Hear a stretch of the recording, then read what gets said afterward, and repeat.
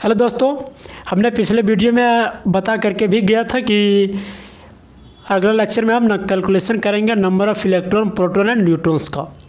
हमें उम्मीद है कि आप सब अच्छे होंगे, स्वस्थ होंगे और बहुत अच्छे होंगे। इस ठंड में भी, इतना करार ठंड में भी आप सब पढ़ रहे हैं और मन से पढ़ ही रहे हैं।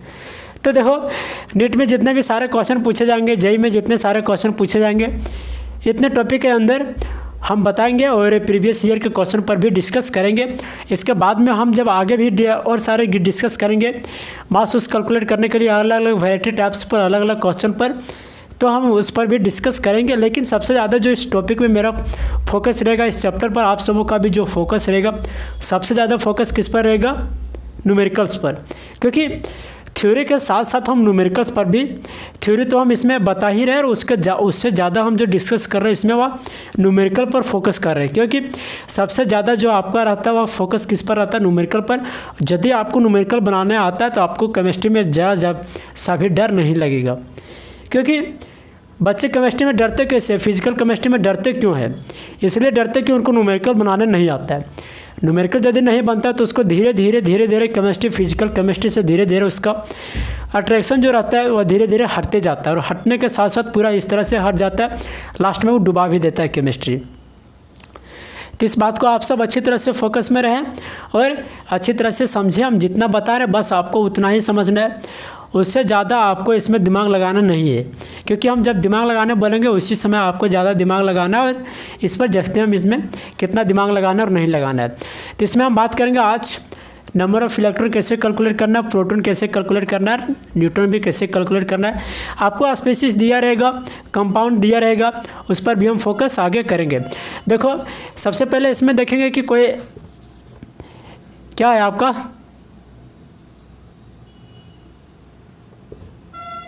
कितना आसान से बन गया। यहाँ पर क्या हो जाएगा? ये यहाँ पर क्या हो जाएगा? जेड। समझना ध्यान से कि क्या क्या इंडिकेट करता है। वेयर यहाँ पर जो इंडिकेट करता है, ये क्या इंडिकेट कर, ये इंडिकेट करता है, वह क्या करता है? Atomic mass. समझना ध्यान से। आपको इसमें क्वेश्चन दिया रहेगा कि वेट तो आपको दिया रहेगा और जो रहेगा कंपाउंड, वहाँ पे कंपाउंड दिया रहेगा, तो उसी कंपाउंड में आपको चार्ज दे देगा। प्लस हो सकता है, चार्ज माइनस हो सकता है, और उसी के बारे में आपको पूछ लिया जाएगा। तो हम आगे भी डिस्कस करने वाले हैं। यहाँ पर जो जेड शो करता है, क्या शो करता है? Atomic number. यहाँ पर जो एक्स शो कर रहा है, क्या कर रहा है? एलिमेंट।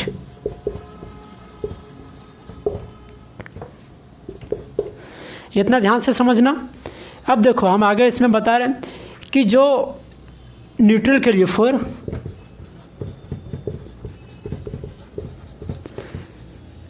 न्यूट्रल के लिए यदि हम देखेंगे तो जितना नंबर ऑफ प्रोटॉन रहेगा एक एलिमेंट में, उतना नंबर ऑफ इलेक्ट्रॉन रहेगा। किसके लिए? फॉर न्यूट्रल्स के लिए। न्यूट्रल कहने का मतलब कि उसमें जितना ज़्यादा पॉजिटिव चार्ज रहेगा उसमें उतना ज़्यादा नेगेटिव चार्ज रहेगा, यानी जितना नंबर ऑफ प्रोटॉन न्यूट्रॉन्स रहेंगे उसी पर हम देखेंगे। फॉर न्यूट्रल्स के लिए देखेंगे कि जितना नंबर ऑफ क्या रहेगा? प्रोटॉन, नंबर ऑफ प्रोटॉन बराबर क्या हो जाएगा? Number of electrons. किसके लिए? फॉर न्यूट्रल आइटम के लिए। किसके लिए? फॉर न्यूट्रल आइटम के लिए जितना नंबर ऑफ प्रोटॉन होगा उतना नंबर ऑफ इलेक्ट्रॉन हो जाएगा। जैसे ऑक्सीजन देखते हैं, N2 देखते हैं, कार्बन देखते हैं, इसमें जितना ज़्यादा हो जाएगा नंबर ऑफ इलेक्ट्रॉन उतना क्या होगा? नंबर ऑफ प्रोटॉन होगा। और नंबर ऑफ प्रोटॉन को ही हम क्या बोल सकते हैं? यानी जितना नंबर ऑफ प्रोटॉन रहेगा उसी को हम उतना एटॉमिक नंबर बोल सकते हैं। फिर देखो कि number of proton equal to क्या हो जाएगा? Atomic number. एटॉमिक नंबर हो जाएगा। अब बात यहाँ पर आ रहा है कि न्यूट्रॉन्स क्या होते हैं। तो न्यूट्रॉन्स को भी हम देख रहे हैं यहाँ पर कि यदि आपको कैलकुलेट करने बोले नंबर ऑफ न्यूट्रॉन्स तो क्या हो जाएगा?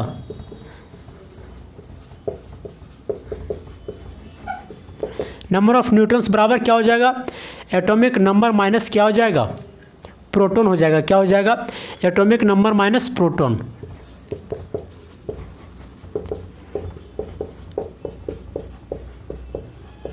यानी एटॉमिक नंबर को डिनोट कैसे करते हैं, ये माइनस न्यूट्रॉन्स को n बराबर ये माइनस क्या हो जाएगा p। इसको ध्यान से रखना। और देखो कि 1 इलेक्ट्रॉन बराबर कितना होता है, 1 इलेक्ट्रॉन का चार्ज जो होता है वह कितना होता है 1.6 इंटू 10⁻⁻90 कूलम। आप इसको लिख सकते हो 1.602 इंटू 10⁻⁻90 कूलम होता है इसका चार्ज 1 इलेक्ट्रॉन का। बस इस टॉपिक में आपको इतना ही जानकारी जानना बहुत ज़्यादा हो गया। उसके बाद में हम आगे और सारे टॉपिक पर डिस्कस करेंगे। टॉपिक के साथ साथ अब हम ज़्यादा इसमें न्यूमेरिकल पर फोकस करते हैं, क्योंकि हम बताए थे कि जो हमारा इसमें सबसे ज़्यादा इम्पोर्टेंस रहेगा वह क्या रहेगा, न्यूमेरिकल्स रहेगा। देखो आगे न्यूमेरिकल में हम सॉल्व करते हैं, आपको कंपाउंड दिया भी रहेगा।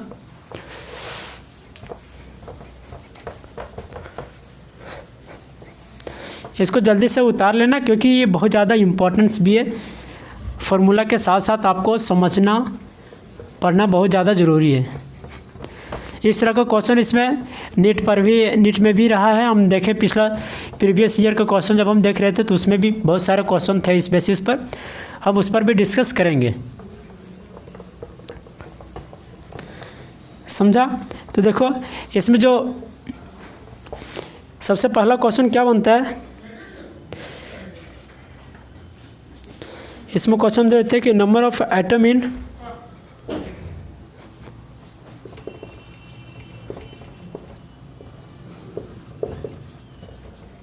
Find number of atom in 4.25 gram NH3 plus. इसमें आपको बहुत सारे क्वेश्चन पर डिस्कस कराए जाएंगे। यानी फिलहाल हम यहाँ पर नहीं लिखते कि फाइंड नंबर ऑफ एटम, यानी जो आपको कंपाउंड दिया गया find given sample given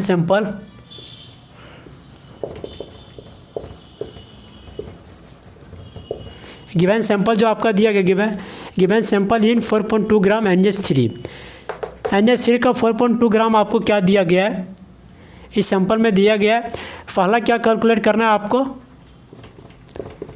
number of मोल, दूसरा नंबर ऑफ, इसमें हम बहुत सारे क्वेश्चन समझाएंगे।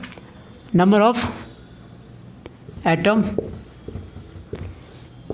तीसरा नंबर ऑफ क्या हो जाएगा हाइड्रोजन एटम, चौथा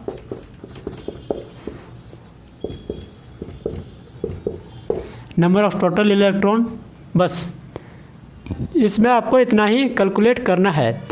इससे पहले देखो हम यहाँ पर प्लस अभी चार्ज हटा देते हैं, आगे सॉल्व करेंगे। उसके बाद में हम इसी क्वेश्चन पर प्लस चार्ज देंगे और उसके बाद में हम आगे सॉल्व करेंगे, क्योंकि सिंपल क्वेश्चन पहले देखेंगे, उसी के बाद में हम आगे लंबे क्वेश्चन पर और अच्छे क्वेश्चन पर जाएंगे। समझना ध्यान से, हम आगे भी लेक्चर में और सारे क्वेश्चन पर डिस्कस करेंगे। देखो कितना दिया गया, यानी 4.25 ग्राम दिया गया है W। इसका जो मोलर मास हो जाएगा वह कितना होगा,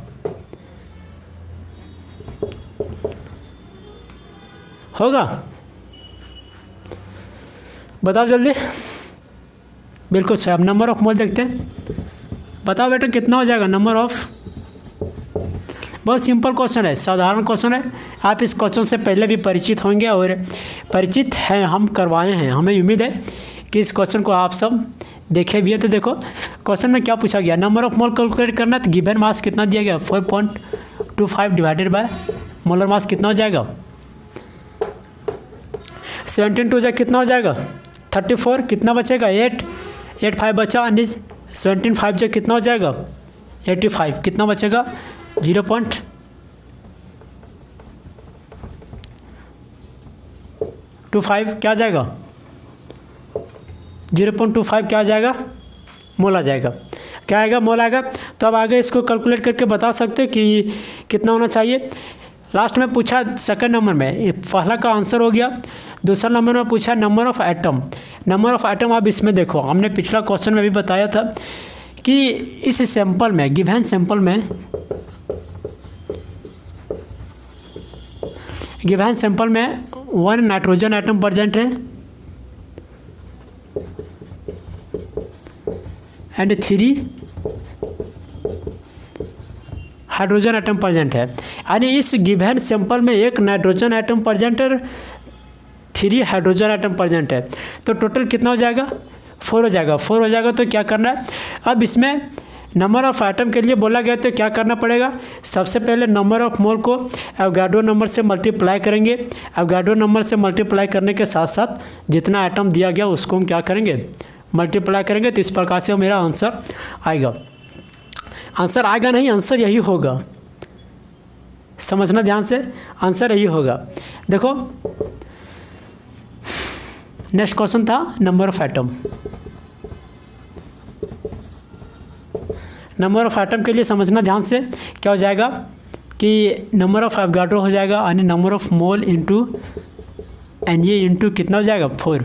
शॉर्ट में हम चल रहे हैं क्योंकि हम इस पर भी बहुत सारे क्वेश्चन पिछले लेक्चर में बताए। उस लेक्चर के साथ आप सब अच्छी तरह से यदि आप समझे होंगे तो आप वहाँ पर पढ़ सकते हैं और देख भी सकते हैं। देखो मोल कितना दिया गया? 0.25 इंटू 4 इंटू 6.022 इंटू 10⁻23। क्या आप इसको कैलकुलेट करके लिख सकते हो? आगे क्या लिखने में सक्षम हो? बताओ जल्दी। लिखने में सक्षम हो, तात्पर्य हो, उम्मीद रखें इस पर, बताओ। ठीक, रख लिए। अब अगला क्वेश्चन में देखो नंबर ऑफ हाइड्रोजन के लिए।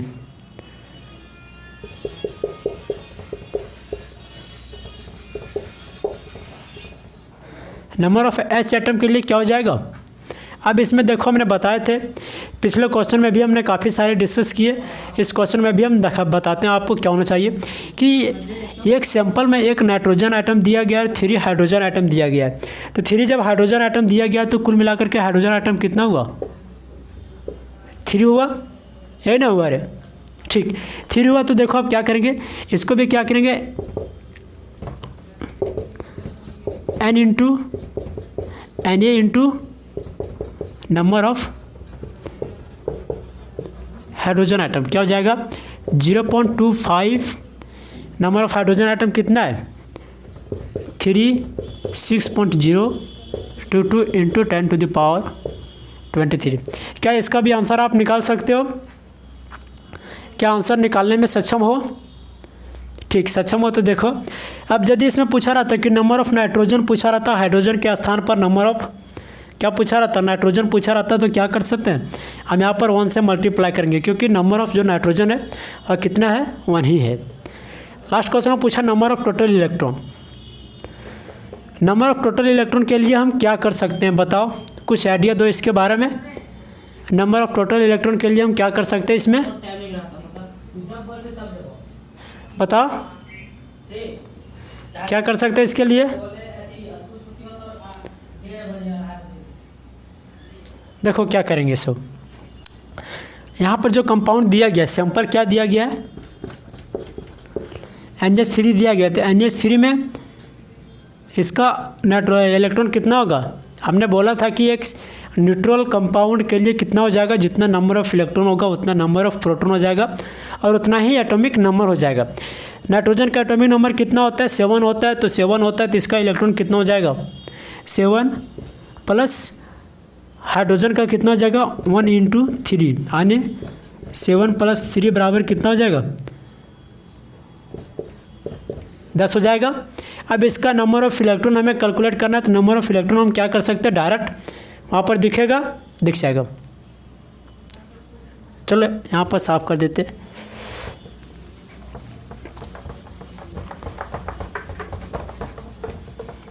इतना ही में हो जाएगा।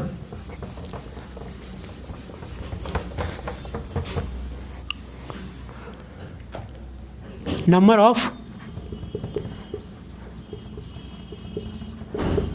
टोटल इलेक्ट्रॉन बराबर क्या हो जाएगा? बताओ। n into N A into 10 हो जाएगा। क्या इस कंपाउंड में कितना इलेक्ट्रॉन्स हैं? 10 इलेक्ट्रॉन्स है। कितना हो जाएगा? 0.